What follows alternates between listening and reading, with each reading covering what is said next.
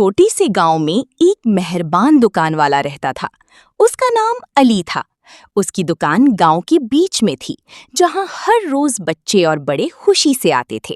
علی ہمیشہ مسکرا کر سب کا استقبال کرتا اور ایمانداری سے چیزیں بیچتا۔ ایک دن ایک غریب بچہ دکان پر آیا۔ اس کے پاس صرف تھوڑے سے پیسے تھے، مگر وہ اپنی ماں کے لیے دوائی لینا چاہتا تھا۔ علی نے دیکھا کہ بچے کے پیسے کم ہیں، تو اس نے بغیر کچھ کہے اسے پوری دوائی دے دی اور مسکرا کر بولا، بیٹا اپنی ماں کا خیال رکھنا۔ بچہ بہت خوش ہوا اور اس نے دل سے دعا دی۔ کچھ دن بعد وہی بچہ اپنی ماں کے ساتھ دکان پر آیا۔ اس کی ماں صحت مند ہو چکی تھی۔ انہوں نے علی کا شکریہ ادا کیا اور کہا کہ اس کی مہربانی کبھی نہیں بھولیں گے۔ گاؤں کے لوگ علی کی ایمانداری اور نیکی کی وجہ سے اسے بہت پسند کرتے تھے۔